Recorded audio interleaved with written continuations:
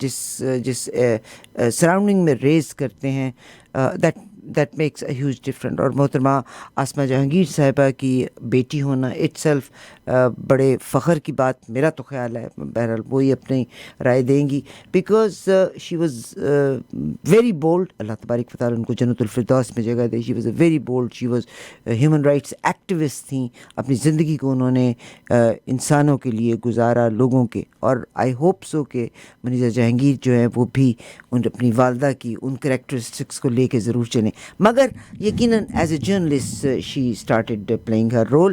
جیسا میں نے آپ سے کہا کہ انہوں نے بیچلر آف آرٹس جو کیا ہے پولیٹیکل سائنس میں کیا تھا میگل یونیورسٹی مونٹریال سے انہوں نے کیا تھا. اس کے بعد پھر انہوں نے نیو اسکول یونیورسٹی جو نیو یارک کا ہے وہاں سے انہوں نے فلم میکنگ کے بارے میں کورس کیا. جرنلزم انہوں نے جوائن کیا. انٹرنیشنلی انہوں نے کام کیا. بی بی سی کے پلیٹ فارم سے بھی کام کیا. اور wonderful person. I believe you were very busy today. It was very busy and hectic day for you because last time when we spoke it was around 10:30 11 o'clock and you were still driving, probably coming back from your assignment. Now let me ask you, first thing is what do you feel in Pakistan, how things are going? We would like to listen from you first. I mean, what do you mean? There are many things that, in Pakistan, things are going on, and exactly what do you mean? I mean, like, if I go back in 1959, when President Ayub, very many people are saying that he elected himself as a field marshal, but he was definitely endorsed and given vote by the Bhutto Sahab, and there was another gentleman as well. So he had support from the caucus, from the member of parliaments at that point of time. Now, after this 4 days episode with India and Pakistan Army did very good. I mean, Pakistan Air Force did extremely good under the supervision of Chief of Army Staff Asim Munir Sahab. Now he's been given the title of Field Marshal. What do you think that he can be Field Marshal, which is a 5-star general, and as a Chief of the Army Staff, it is 4-star general? What do you think that is there any other general coming under him? How do you look at this, and how do you compare this 2025 with 1959? Well, obviously, I mean, I would like to say that I was not born in 1959, so I didn't live in those years. But I can tell you this, that how does it affect whether he gets field marshal or not? How does it affect the regular lives of people of Pakistan? I think the real thing that we are struggling with now is that after this crisis, there's going to be a lot of pressure on Baloch nationalists and Baloch rights activists. They are going to be accused of being seditious. They are going to be accused of being anti-state. And at this time right now, Marang Baloch, who is a young woman who led a movement for women, were asking for the rights of their people and literally asking for those who had gone missing, who had been forcibly disappeared by the agencies in Pakistan, to be brought into a court of law, and if they were dead and they had been killed, to ask for where their bones were.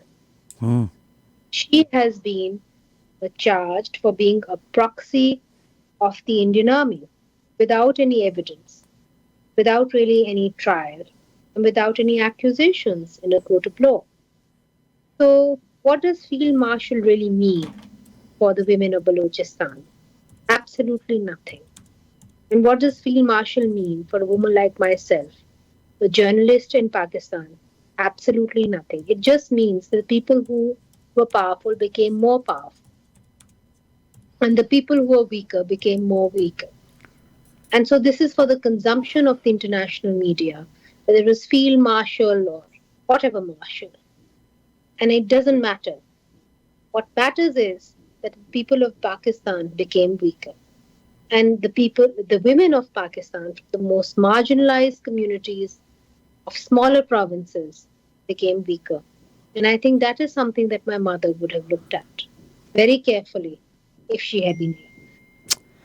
बहुत शुक्रिया. और I was just I did not want to interrupt you. मैं बिल्कुल भी रोकना नहीं चाह रही थी, इसलिए आई लेट इट गो. मगर मुझे कहा गया है कि आप उर्दू में बात करें. She speaks very good Urdu और we are definitely proud of you. मुझे आप बताइएगा एक और चीज़ जिसको मैं डिस्कस आपके साथ करना चाहती हूँ. फेक न्यूज़ का बहुत प्रॉब्लम है इस वक्त. आप जर्नलिस्ट हैं एंड आपने अपने घर में एक खातून को, अपनी वालदा को लोगों के हकूक़ के लिए लड़ते हुए देखा. आपने कहा कि मार्जिनलाइज्ड लोग भी पाकिस्तान में हैं. व्हाट डू यू से आर जर्नलिस्ट, पाकिस्तान के जो जर्नलिस्ट हैं, some people they sell their work at a very low cost. Is that right? क्योंकि बाजवा साहब भी जब आते हैं तो बेशुमार जर्नलिस्ट बड़ा लाउडली ये बोलते हुए मुझे नज़र आए कि बाजवा साहब हमसे बैठ के ये बातें करते थे. हाउ कम कि उनके पास इतनी करेज नहीं थी कि वो उनको कहते कि बाजवा साहब you are not allowed to talk about this. कुछ इसके बारे में बात करेंगे? देखिए, आई एम वेरी सॉरी, मुझे मालूम नहीं था कि आप चाहती हैं कि मैं उर्दू में बोलूं. मैं समझ रही थी कि आप कनाडा में हैं तो शायद इंग्लिश में बात करेंगे. आपके अपने प्यारे कनाडा में रहते हैं. दे वांट टू, देखिए खुशबू आती है ना अपनी जुबान में, अपने कपड़ों में, अपनी बातचीत में. तो I wish we can definitely talk about in English. There is no problem at all, but just to everybody listen to an intellectual person like yourself, it's better we go in Urdu. मगर आपकी मर्जी, आपकी मर्जी, आपकी मर्जी. I leave it up to you. नहीं, बहुत अच्छी बात है. मेरी भी फैमिली कनाडा में रहती है और सब तरसते हैं उर्दू लैंग्वेज के लिए, सब तरसते हैं अपने मुल्क के लिए. मगर मैं आपको सिर्फ ये कहूँ कि आप कहती हैं कि सहाफत के अंदर क्या क्या झोल आए. ये जो बात आप कह रही हैं ये बड़ी ज़रूरी है, मगर एट द सेम टाइम हमारे लिए मायने नहीं रखती, क्योंकि हमारे यहाँ जो हालात हो गए हैं वो ऐसे हैं कि हमारी पार्लियामेंट भी एक कर्नल चलाता है. तो सहाफत अगर कर्नल या मेजर चलाए तो क्या फर्क पड़ता है. तो जब सियासतदान ही अपनी जगह छोड़ जाएं और एक कर्नल को दे दें और पार्लियामेंट भी एक कर्नल चलाए, तो फिर सहाफत अगर एक मेजर भी या एक जनरल भी चलाए तो क्या फर्क पड़ता है. तो मसला ये है कि हम लोग जो कॉरिडोर्स ऑफ पावर को देखते हैं, सबसे ज्यादा बड़ा अफसोस हमें ये होता है कि हमारे यहाँ सियासतदानों ने अपनी जगह खुद छोड़ी. हम लोग तो ऐसी एरा में हुए बड़े जब सियासतदानों ने बहुत बड़ी लड़ाई लड़ी, चाहे वो बेनजीर भुट्टो हो या मियां नवाज शरीफ हो. उन्होंने एक बहुत बड़ी लड़ाई लड़ी थी डिक्टेटरशिप के खिलाफ. मगर इमरान खान साहब आए और उन्होंने एक नया फॉर्मूला और एक नया एक किस्म का सिस्टम इजाद किया जिसको कहते थे हाइब्रिड निज़ाम, जहाँ पे मेरा भी साथ होगा और कर्नल का और जनरल का और मेजर का भी साथ होगा और हम इकट्ठे मिलके पाकिस्तान को चलाएंगे. उन्होंने ये उसकी इंट्रोडक्शन कराई और फिर शहबाज शरीफ साहब उसको एक नए लेवल के ऊपर लेके गए. सो अफसोस इस बात का होता है कि सियासतदानों ने अपनी जगह छोड़ी, और जब सियासतदान अपनी जगह छोड़ देते हैं तो फिर हमारे लिए बहुत मुश्किल हो जाता है सहाफियों के लिए. जब आप कहते हैं कि सहाफियों ने अपनी जगह छोड़ी, तो आप मत भूलिएगा कि जब सियासतदान अपनी जगह छोड़ते हैं फिर सहाफियों के लिए जगह और भी मजीद तंग हो जाती है और उनको अपनी जगह छोड़ने में ज्यादा दिक्कत महसूस नहीं होती. और यही हुआ. तो हमारे यहाँ जब अच्छी जर्नलिज्म हुई है, मैं ये कहूँगी कि ये बेनज़ीर की हुकूमत में हुई है. और मैं बेनज़ीर की हुकूमत इसलिए कहती हूँ क्योंकि बेनज़ीर ने अपनी जान दी. 2007 में उसने अपनी जान दी और जो 2008 की हुकूमत थी वो उसकी जान के ऊपर से होके आई, उसकी जिंदगी के ऊपर से होके आई. वो सदर जरदारी की हुकूमत नहीं थी, वो बेनज़ीर भुट्टो की हुकूमत थी, क्योंकि उसने अपनी जान उस हुकूमत के लिए दी थी. और जो कुछ आपने देखा उस हुकूमत के अंदर, चाहे वो 18वीं तरमीम हो, वो बेनज़ीर भुट्टो का ख्वाब था, वो बेनज़ीर भुट्टो का मंसूबा था. चाहे वो बेनज़ीर इनकम सपोर्ट प्रोग्राम हो, वो बेनज़ीर भुट्टो का ख्वाब था, वो बेनज़ीर भुट्टो का मंसूबा था. इन्होंने सिर्फ उसको इम्प्लीमेंट किया. इसलिए मैं ये समझती हूँ कि उस दौर के अंदर जो सहाफत भी हुई वो भी आज़ाद थी. इसलिए चूंकि वो बेनजीर भुट्टो का ख्वाब था और उसको ये इम्प्लीमेंट कर रहे थे. उस वक्त ये इतने कंफर्टेबल नहीं थे मिलिट्री रिजीम्स के साथ कि उसके साथ कोई एक फॉर्मूला बनाते या एक कोई सिस्टम बनाते. उस वक्त ये अपनी ही बेनजीर भुट्टो की स्टीम के ऊपर आए हुए थे और बेनजीर भुट्टो की स्टीम जो थी वो ज्यादा जमहूरी पसंद थी. इसलिए मैं ये समझती हूँ कि उन दिनों के अंदर हमारी बेहतर सहाफत हुई थी.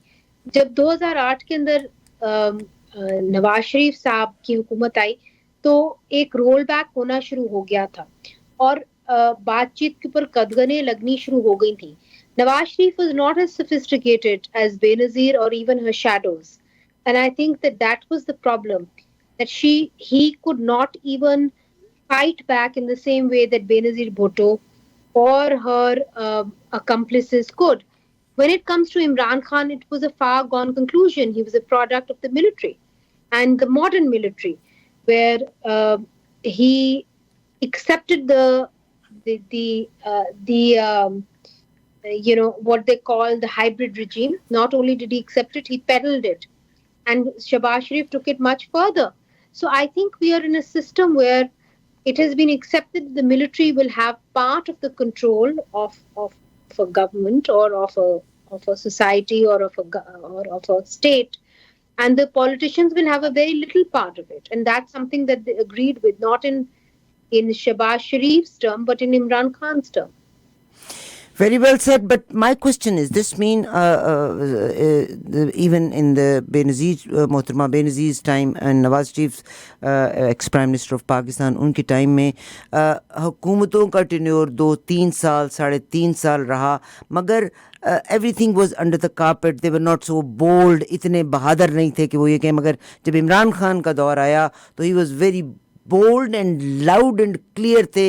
वो जो ये कह देते थे कि we are at the same page, तो जिसने फ़ौज वालों का भी हौसला बढ़ाया और खुल के चीज़ें सामने आ गई. सो by the time when he was the prime minister, और उसके बाद वो कहते थे we are at the same page. ये भी उनके अल्फाज हैं, बेशुमार अखबारों में आपको नज़र आएंगे. तो क्या हुआ कि जब फिर रजीम चेंज हुआ तो एकदम से इतना ऑपोजिट क्यों हो गए? What was the reason? नहीं, रीजन हमेशा से यही रहा है कि पाकिस्तान के अंदर जो भी सियासतदान आए हैं, they have been at लॉगरहेड्स with the establishment. इसलिए बिकॉज जो अवाम का इंटरेस्ट रहा है वो पॉलिटिशियंस वो मिलिट्री एस्टैब्लिशमेंट से बिल्कुल अपोजिट रहा है. जो चीज अवाम चाहती है वो मिलिट्री एस्टैब्लिशमेंट नहीं चाहती. मिलिट्री एस्टैब्लिशमेंट यहाँ पे जमीन चाहती है, मिलिट्री एस्टैब्लिशमेंट यहाँ पे लोगों को खामोश करना चाहती है, मगर यहाँ की अवाम ये नहीं चाहती. यहाँ की अवाम ये चाहती है कि इसके जो बच्चे हैं वो पढ़े लिखे, यहाँ पे एक आपस में एक बॉन्डभूमि हो, यहाँ पे लोगों के आपस में कनेक्टेड हो, यहाँ पे लोग अपने नेबरहुड के साथ कनेक्टेड हो. ये सब कुछ हमारी मिलिट्री नहीं चाहती. सो जो मिलिट्री चाहती है और जो अवाम चाहती है वो बिल्कुल तसादुम में है, और इसीलिए यहाँ पे एक तसादुम रहा है मिलिट्री के अंदर और अवाम के अंदर, और जो भी अवाम के रिप्रेजेंटेटिव्स आए हैं उन्होंने उसको महसूस किया है. चाहे वो चौधरी शुजात हो. मैं आपको याद कराना चाहती हूँ कि मेरी वालदा का आपने नाम लिया. मेरी वालदा ने हमेशा कहा कि देखिए ये तो चौधरी शुजात को भी स्टैंड नहीं कर पाए. आई रिमेम्बर जब लाल मस्जिद का इंसिडेंट हुआ था तो चौधरी शुजात टुक a very different stance from general Musharraf, and he told General Musharraf that you should not have gone in, you should not have attacked in the same way that you did with the Lal Masjid, and he did. So my mother would say that if he could go against the military, being so subservient to the military, what would happen to future generations of politicians? They would still have a backbone, they would still want to talk about issues, they would still want to talk about the constituency that they represent. And that is exactly what happened with Imran Khan, and that is probably what will happen with Shahbaz Sharif, that sooner or later they would have to represent the constituency that they represent. Beta thank you very مچ, آپ نے elaborate کیا, مگر میں اس کو کسی اور angle سے دیکھتی ہوں. اف آئی ایم رانگ مجھے بالکل کریکٹ کر دیجئے گا. ابھی آپ نے کہا نا کہ آرمی جو ہے, ملٹری پاکستان کی عوام کو تعلیم کی اعلیٰ سطحوں پہ نہیں دیکھنا چاہتی. حالانکہ مجھے لگتا ہے کہ آپ کے ملک کا جتنا پالیٹیشین, پاکستان کا جتنا پالیٹیشین ہے, وہ یا تو وڈیرا ہے, یا وہ لینڈ لارڈ ہے, یا وہ انڈسٹریلسٹ ہے. وہ ان کی کبھی خواہش نہیں ہوئی کہ ان کے ماتحت لوگ پڑھ لکھ کے کچھ بن جائیں اور ان کے برابر آ کے کھڑے ہو جائیں. ویئرز میرا خیال ہے کہ اگر آرمی کو موقع ملے گا تو آرمی والے بہت سارے جسٹیفائی بھی اس بات کو کرتے ہیں کہ آپ پورے کے پورے ٹینیورز کو نوٹ کر کے دیکھ لیں. ڈالر سٹیبل تھا آرمی کے دور میں, ملک نے ترقی کی تھی آرمی کے دور میں, مگر یہ جو پولیٹیشنز ہیں ان کے دور میں کرپشن بھی زیادہ ہوئی. پھر اب بھی آپ نے جب یہ کہا, بلکہ اب میں آپ ہی کا ایک کیس سن رہی تھی کہ آپ کے یہ جو بیوروکریٹس ہیں سو کالڈ, اور یہ جو ایف بی آئی کے اپوائنٹڈ لوگ ہیں, پولیٹیشنز نے اپنی مرضی سے اپوائنٹ کیے ہیں, یہ گھر میں آ کے عام غریب لوگوں کے بچوں کے اوپر جعلی کیسز بنا کے ان کو اریسٹ کر رہے ہیں. تو میں مجھے کریکٹ کر لیجئے گا, because you are a voice, I am a voice of the community. میں یہ محسوس کرتی ہوں جب فوج آتی ہے تب یہ مسائل کم ہو جاتے ہیں, مگر پولیٹیشین جب آتا ہے وہ اپنی مرضی کے بیوروکریٹس کو انجیکٹ کرتا ہے. فوج بھی اپنے بندے لے آتی ہے پر وہ کوئی کام کر کے جاتی ہے. اس کو آپ کیسے جسٹیفائی کریں گی؟ میں پھر اس کے بعد زیادہ میرا کنسرن یہ ہے کہ ہمیں, جی آپ اس کو بتا دیجئے پہلے. جی, unfortunately what you're saying to me is what everybody says, that the politicians are corrupt and the generals are all right. I don't think that's the case. I think politicians in any country are good, bad and evil, and they have a system, which means کہ ایک election آتا ہے, اس کے اندر جو بھی صحیح نہیں ہوتا اس کو ووٹ آؤٹ کر دیا جاتا ہے. مگر جنرلز کا ہم کیا کریں؟ ان کو سر پہ بٹھائیں, ان کی پوجا کریں, ہم کیا کریں؟ سو آئی تھنک کہ آپ کو یہ دیکھنا چاہیے کہ پولیٹیشینس کے اندر ہم یہ تفریق ضرور کرتے ہیں کہ جب ایک الیکشن آتا ہے ہمیں موقع ملتا ہے, ہم عوام ہیں, ہم ان کے لیے ووٹ ڈال سکتے ہیں یا ان کے لیے ووٹ نہیں ڈال سکتے. مگر جنرلز کے اندر ہمیں کیا موقع ملتا ہے؟ آپ کینیڈا میں بیٹھے ہوئے ہیں, آپ کو کوئی ایکسپیرئنس نہیں ہے کہ کیسے جنرلز جو ہیں ملک چلاتے ہیں یا نہیں چلاتے ہیں, یا ملک کا تباہی کرتے ہیں. ہمارے یہاں یہ ایکسپیرئنس رہا ہے انفارچونیٹلی کہ جنرلز ملک کی تباہی کیسے کرتے ہیں. تو جب وہ آ کے براجمان ہو جاتے ہیں کسی ملک کے اوپر, ان کو باہر نکالنا بہت مشکل ہوتا ہے. پولیٹیشنز کو آپ پھر بھی ووٹ دے دیتے ہیں, وہ چاہے جتنے ہی کرپٹ ہو. ایک الیکشن ضرور آتا ہے 5 سال کے بعد جس کے اندر آپ ان کو ووٹ دے سکتے ہیں, آپ ان کو باہر نکال سکتے ہیں. مگر جنرلز کا کوئی الیکشن نہیں ہوتا, اور جنرلز کے اندر کوئی تفریق بھی نہیں ہوتی. ایک آیا اور کل چلا گیا, یہ نہیں ہوتا. ایسا ہوتا ہے کہ ایک کرنل آیا اور وہ تھرو آؤٹ نیشنل اسمبلی کو اسی طرح چلاتا ہے. آج کل تو ہمیں یہ بھی انفارچونیٹلی دیکھنا پڑتا ہے کہ ایک بل آیا ہے نیشنل اسمبلی کے اندر تو کورم بھی ایک کرنل ہی پورا کرتا ہے. تو national assembly is also being run by colonels and majors, and so I mean آپ کس جمہوریت کی بات کر؟ صحیح. میرا یہاں پر ایک سوال آتا ہے. میں نے آپ سے شروع کا جو سوال کیا تھا اور آپ نے امیجن کہ آپ you are a very young girl, میں تو خود آپ کو بیٹا کہا, اور بٹ ظاہر ہے ہم ہسٹری کو دیکھتے ہیں. جب ایوب خان صاحب چیف مارشل فیلڈ مارشل بنے تھے تو اپنے نیچے وہ کسی دوسرے کو لے آئے تھے کیونکہ انہوں نے پھر صدارت کی طرف نکلنا تھا. اس وقت پریزیڈنٹ آف پاکستان جناب زرداری صاحب ہیں. ہمارے جناب شہباز صاحب نے پرائم منسٹر آف پاکستان, انہوں نے فیلڈ مارشل کا عہدہ دے دیا جناب عاصم منیر صاحب کو. سو عاصم منیر صاحب کیا دونوں position as a chief of the army staff and field marshal اپنے پاس نہیں رکھ, ظاہر ہے کسی ایک کو لے کے آئیں گے. تو اگر کیا آپ امیجن کرتی ہیں کہ ایوب خان کی طرح ہی ول گو ٹورڈز دا پریزیڈنٹ شپ, اور اگر وہ پریزیڈنٹ شپ کی طرف جاتے ہیں تو زرداری صاحب کی پوزیشن تو خطرے میں چلی گئی, اور ان کو اپوائنٹ بھی فیلڈ مارشل کیا ہے جناب شہباز شریف نے. اور شہباز شریف صاحب نے ایک اور بیان دے دیا, انہوں نے کہا کہ میں نے ان کو فیلڈ مارشل بنایا ہے بڑے میاں صاحب کی اپروول سے؟ دیکھیے thank you for thinking that I'm young, but it has been 20 years since I've been reporting on Pakistani media. So I'm not that young anymore. I'm not a spring chicken at all. But میں یہ I ضرور don't کہوں گی mean that, sweetheart. I don't mean that. You know what? Let me tell you, the جس womb میں آپ پلی, جن ہاتھوں میں آپ ریز ہوئی, you are a very experienced girl. I don't mean that. Please don't be offensive for that. میرا مقصد یہ ہے, of course, when we compare ourselves with you.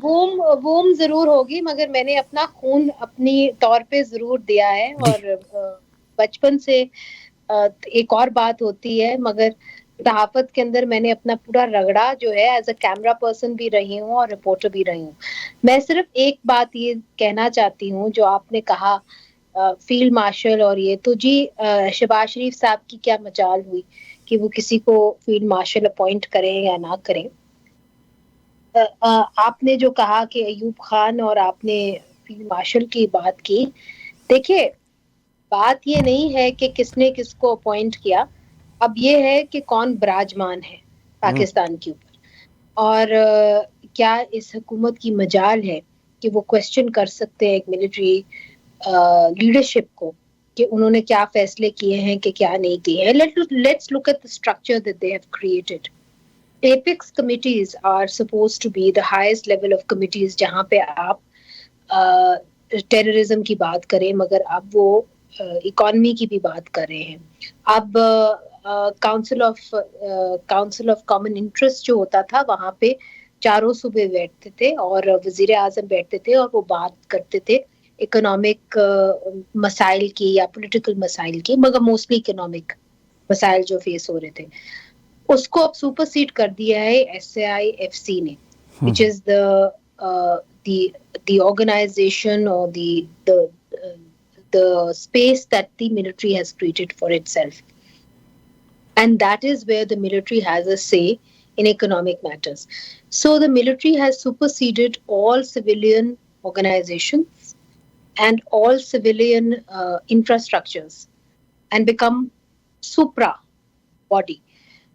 تو یہ کہہ دینا کہ شہباز شریف صاحب کا کوئی سے ہے اس پورے سیٹ اپ میں, تو وہ ایک جس طرح بے نظیر بھٹو صاحبہ نے ایک دفعہ کہا تھا کہ the Prime Minister of Pakistan under General Musharraf is a peon. And why would I want to be the peon of Pakistan? So that is the real question.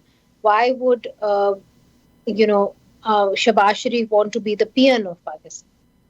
And the real rulers really are not Shehbaz Sharif or for that matter Nawaz Sharif. The real rulers are the people who really control Pakistan, which is the military of Pakistan. So whichever way you look at it, whether you try and blame the politicians for corruption, etc., it's immaterial. یہ ایک irrelevant سی بات آپ کر رہے ہیں کہ انہوں نے کرپشن کی یا نہیں کی یا کیسے کی, is irrelevant. آپ لوگ کبھی بات نہیں کرتے کہ جی نیوکلیئر پرولیفریشن جو تھی وہ کس نے کی, وہ سیاستدانوں نے تو نہیں کی, وہ ملٹری نے کی, اس کے پر آپ کیوں نہیں سوال کرتے؟ اس وقت جو کرپشن ہو رہی ہے اور بڑے پیمانے کے اوپر ہو رہی ہے, آپ نے کبھی کوئی یہ سوال کیوں نہیں کیا کہ DHA کے اندر وہ تو وڈوز کے لیے ہونا تھا DHA, تو اتنا بڑا کیسے ہو گیا DHA؟ آپ نے کبھی یہ سوال کیا؟ کیوں نہیں کیا؟ سو the question really is کہ آپ ملٹری کرپشن کو تو نہیں دیکھ رہے نا, آپ صرف یہ دیکھ رہے ہیں کہ جی سویلینز نے جو چھوٹی موٹی کرپشن کی انہوں نے پھاڑ لیا. تو یہ تو اس طرح تو ملک آئی ایم سوری مگر نہیں چلتے. بات یہ ہے کہ آپ جس نے میجر کرپشن کی, جو ایکچوئل جس نے پیس آف دا پائی لیا, اس کے اوپر تو آپ نظر نہیں دہرا رہے. صحیح. اچھا بیٹا, میں پاکستان کا بہت سارے المیوں میں سے ایک المیہ یہ بھی ہے کہ لوگ ضعیف الاعتقاد ہو گئے, پیری فقیری میں چلے گئے.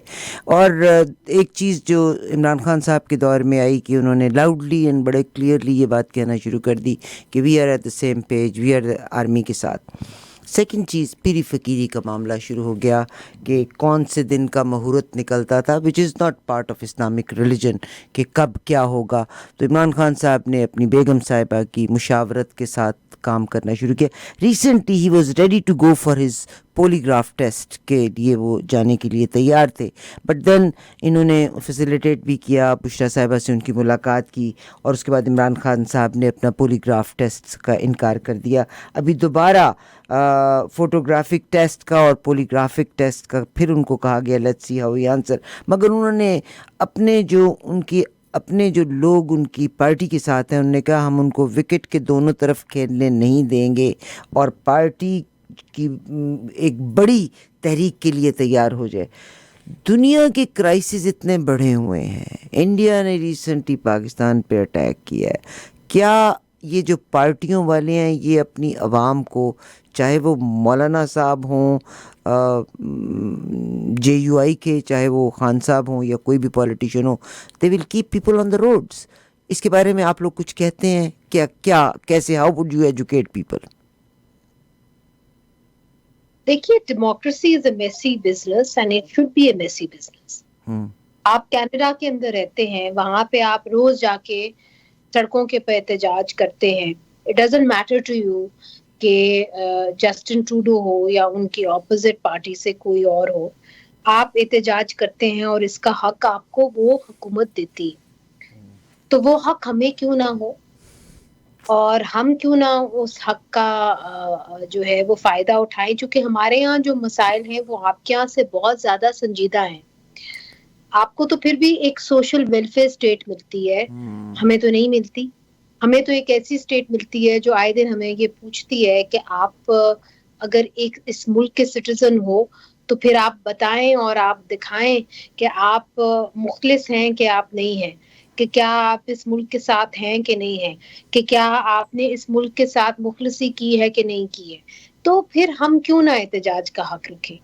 تو آپ یہ کہتے ہیں کہ ہم سڑکوں پہ لوگوں کو آنا نہیں چاہیے اور کلین نیٹ ڈیموکریسی ہونی چاہیے. کلین نیٹ ڈیموکریسی کا کوئی کانسیپٹ نہیں ہے, کلین نیٹ آٹوکریسی کا کانسیپٹ ہے, ڈکٹیٹرشپ کا کانسیپٹ ہے. وہ ہم نے چائنا میں دیکھا, وہ ہم نے ایجپٹ میں دیکھا, وہ ہم نے میانمار میں دیکھا, مگر کیا ہم نے وہ کلین نیٹ ڈیموکریسی کا کانسیپٹ ایسے ملکوں میں دیکھا جہاں پہ ایک لبرل ڈیموکریسیز ہوتی ہیں, جہاں پہ اظہار رائے کی قدر کی جاتی ہے؟ ہم نے نہیں دیکھا. وہاں پہ ایک میسی ڈیموکریسیز ہوتی ہیں اور وہاں پہ لوگ جو چاہتے ہیں وہ کہتے ہیں, چاہے وہ اچھا لگے یا برا لگے ریاست کو, وہ یہ کہتے ہیں. سو میرا تو یہ یقین ہے کہ اللہ نہ کرے کہ ہم چائنا کی ڈیموکریسی اور کلین نیٹ ڈیموکریسیز بنے. میں تو چاہتی ہوں کہ یہ نوائز جو ہے وہ رہے پاکستان کے اندر اور ہمارے دیگر ممالک کے اندر جو ساؤتھ ایشیا میں ہے, چونکہ ہمارے ملکوں کے اندر لوگوں کی امنگیں, لوگوں کی چاہتیں, لوگوں کی the rights of the people are very important because in our country we have really fought for it. کس اور ملک کے اندر لوگوں نے کوڑے کھائے ہیں اور صحافیوں نے کوڑے کھائے ہیں آزادی اظہار رائے کے لیے؟ کس اور ملک کے اندر میری والدہ جیسی, آسما جہانگیر جیسی عورتیں پیدا ہوئی ہیں جہاں پہ انہوں نے اپنی فیملیز, اپنی زندگیوں کو قربان کیا ہے ایک کانسیپٹ کے لیے؟ بہت کم ایسے ملک ہیں, ہم ایسے ملکوں میں سے ایک ہیں, اور وہاں پہ ہمارا حق بنتا ہے کہ جس قسم کا شور ہم چاہتے ہیں وہ ہو, اور وہی شور جو ہو وہ آزادیوں کے بارے میں بات کرے, وہ حق کے بارے میں بات کرے, وہ خواتین کے حق کے بارے میں بات کرے. جبکہ ہمارے ہمسائے ملک کے اندر خواتین کے حق مکمل طور پہ چھین لیے جائیں, ہم زور زور سے خواتین کے حق کے بارے میں بات کریں.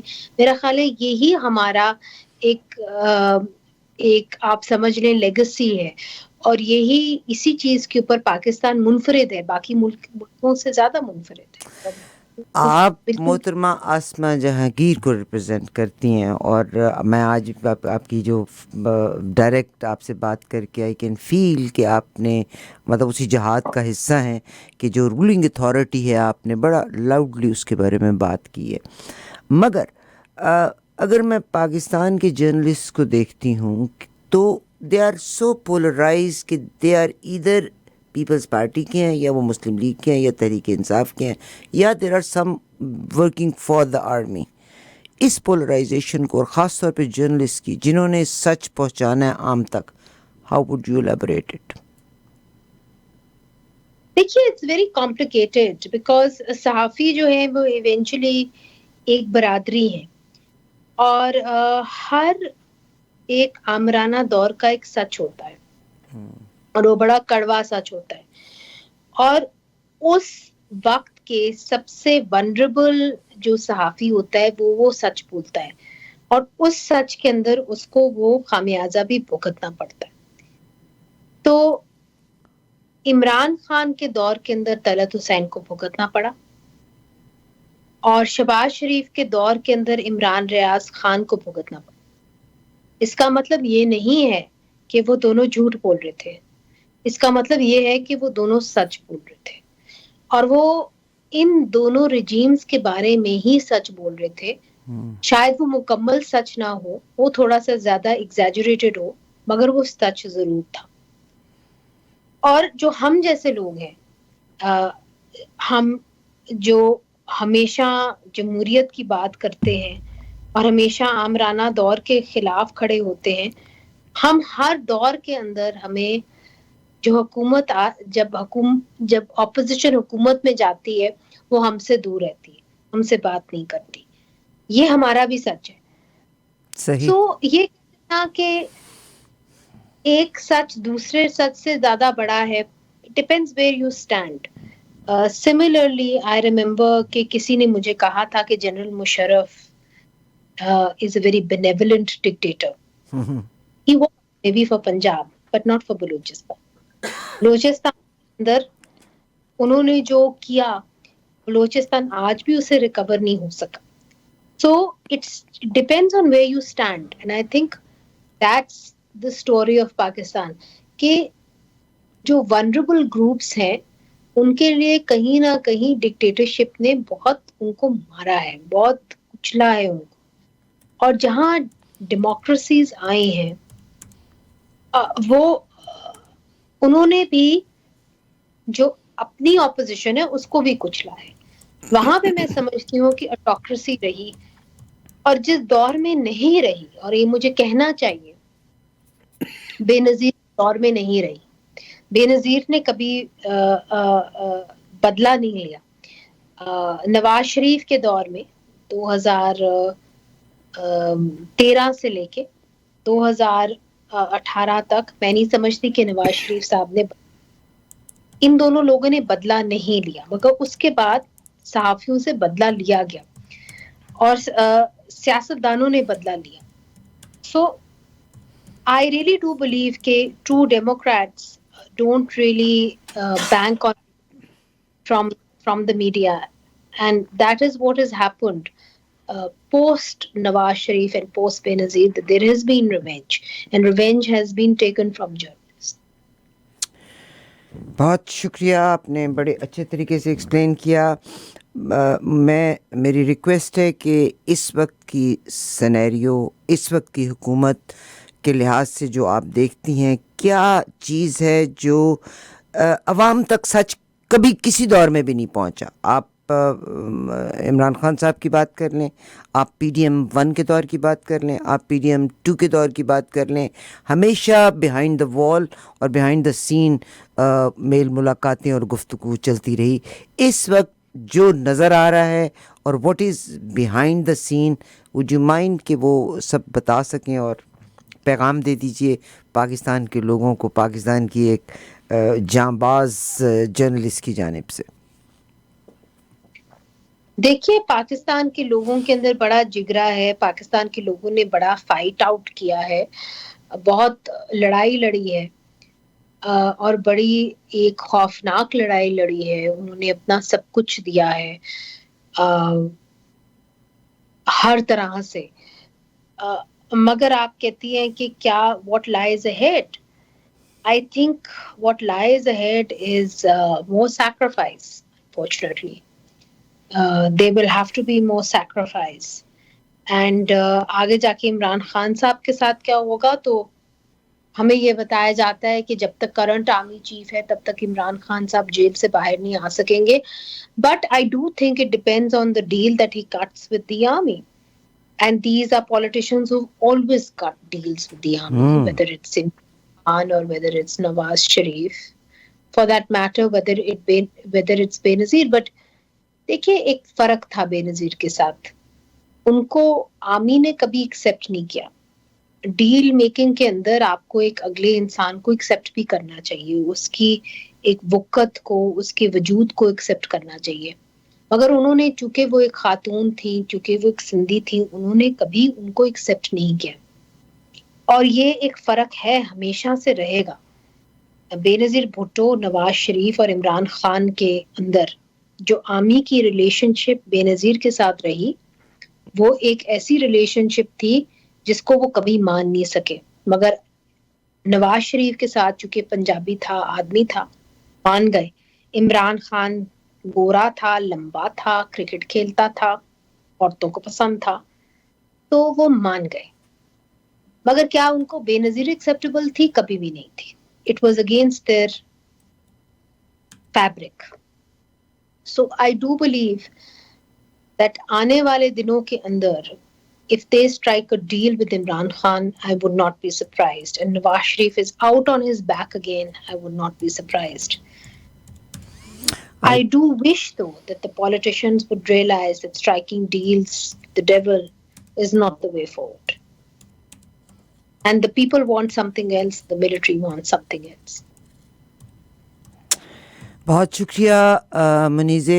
ابھی آپ نے پروگرام کے شروع میں مارنگ بلوچ کا ذکر کیا تھا. جناب مینگل صاحب کے بیٹے بی ایل اے سے, he lives in India and he get support from India.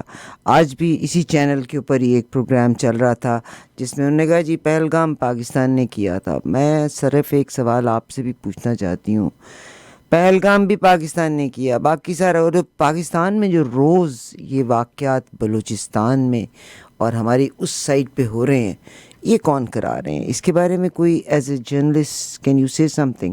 Because Pakistan تو ہر لحاظ سے سفر کر رہا ہے. دوسرے ملک میں اگر ہوتا ہے تو وہاں الیکشن ہونے ہوتے ہیں, وہ بھی ہمارے نام پہ آ جاتا ہے.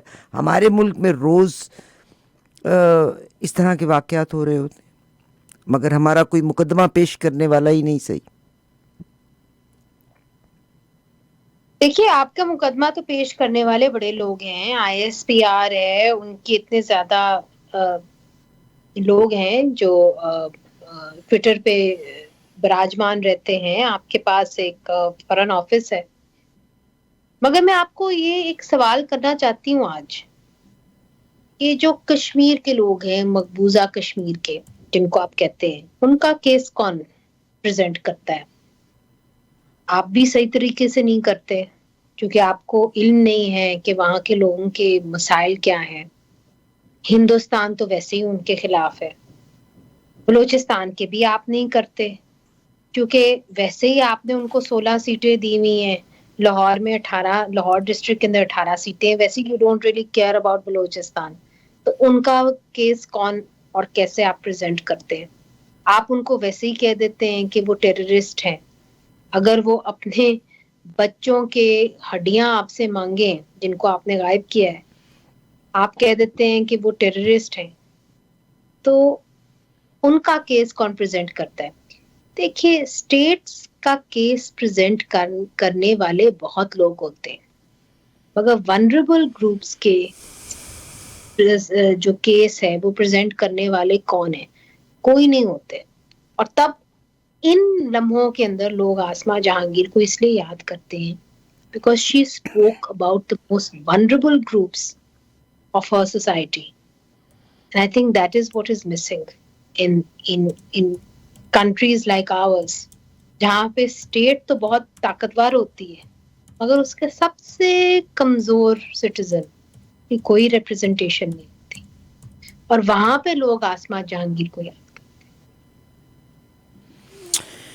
بہت شکریہ بیٹا, thank you very much, and we look forward کہ انشاءاللہ آپ سے دوبارہ بھی بات ہو. میرا تو بس یہی کنسرن ہے کہ پاکستان میں محسن نقوی صاحب ایک زمانہ تھا کہ زمین پہ لیٹ کے اپنی باری کا انتظار کیا کرتے تھے. Now he owns a channel and he is at one of the finest position representing not one بلکہ 2 یا 3 position. He is a senator, he is a interior minister, he is cricket کے بھی آپ کے مطلب سارا کچھ ہے, مائی باپ ہیں. تو بڑا سیڈ سینیریوز ہیں جس میں پولیٹیشنز اور وہ لوگ جنہوں نے اپنے آپ کی سروسز کو بیچا ہوا ہے, آئی تھنک وہ زیادہ پرومیننٹ ہے. تو بہت شکریہ for your time beta.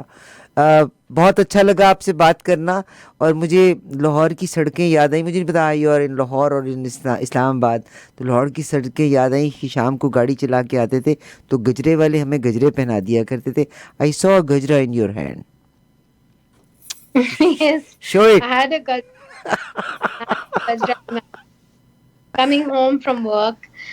But the thing is it doesn't matter what politicians did to us.